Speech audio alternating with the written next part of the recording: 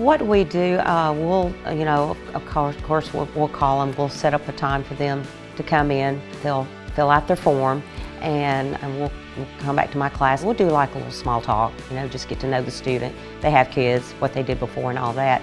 We'll go over the courses. I have a PowerPoint. We'll go over all that, and then I'll walk them through the labs. And I like to set it up a time when the teachers are still here, because they make a really, really big impact on our students. We'll show them around. They'll come back. There is a little 12-minute assessment they have to take. Once they do that, we'll get them enrolled, and then we'll set them over to Brandy to start getting their financial aid process going.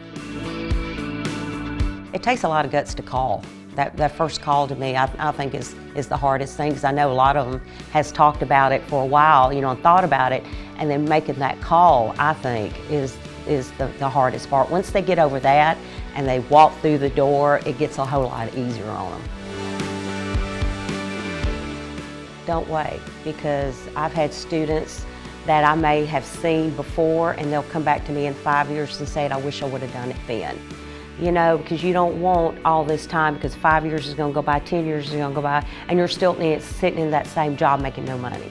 So my advice, if you've been thinking about it for a while, you need to go ahead and do it. What's going to be different about today than tomorrow? Just go ahead and do it. In 9 months, you're out of here, and then you can move on and do something else. And 9 months is not that long. It's really not that long.